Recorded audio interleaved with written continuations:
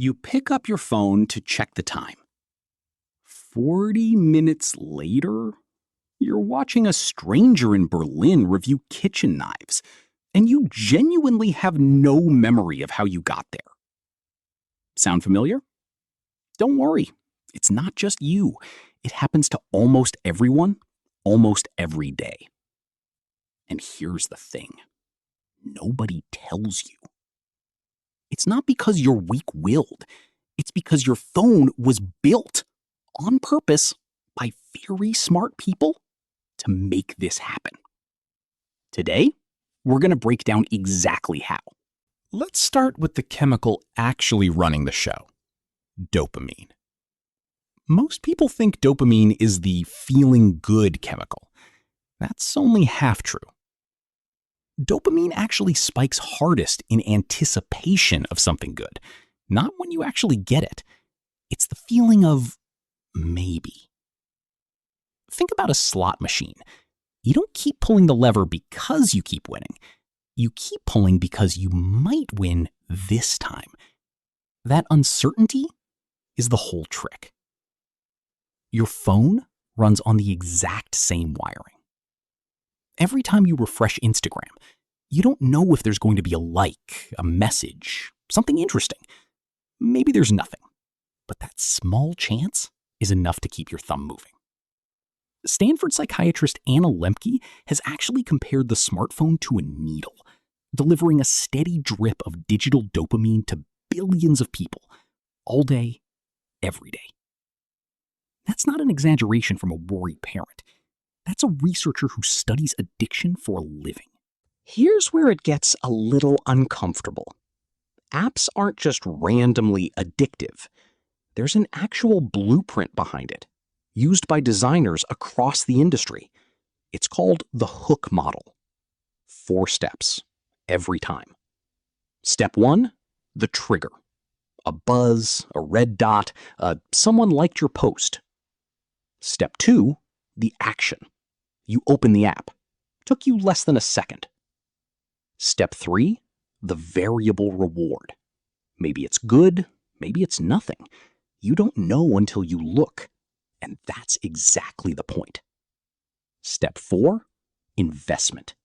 You post something, you build a streak, you follow more people. The more you put in, the harder it feels to walk away.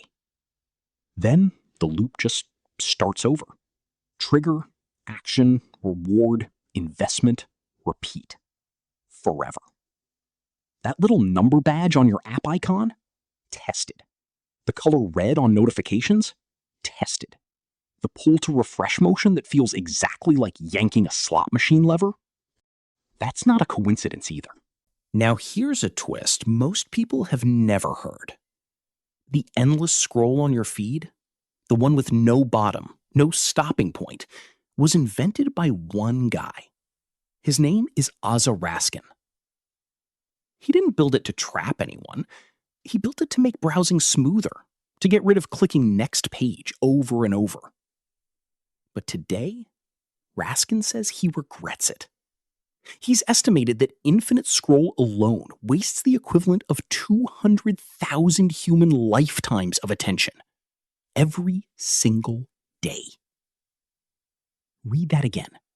Not 200,000 hours. Lifetimes.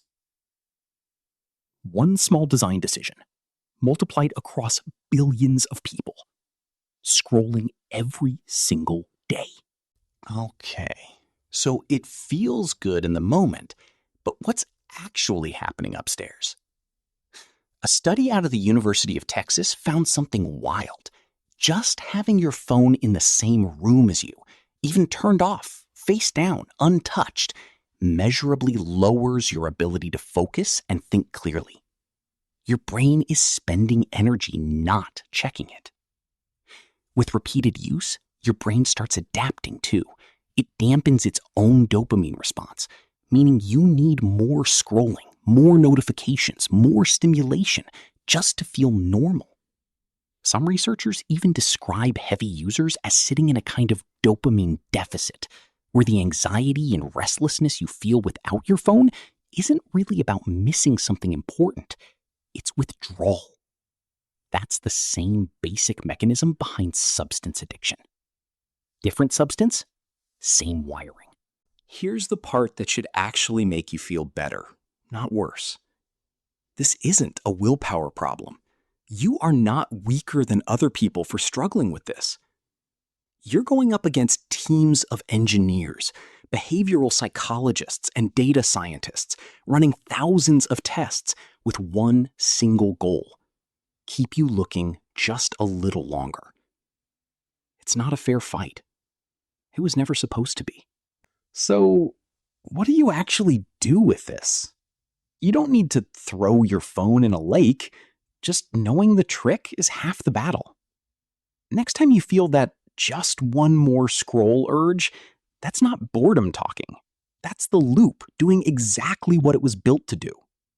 A few small things that actually help: turn off notifications for anything that isn't a real human messaging you directly. Keep your phone in another room while you work. And next time you pull to refresh, notice the urge for what it is. Every ordinary thing has an extraordinary story behind it, and your phone is no exception.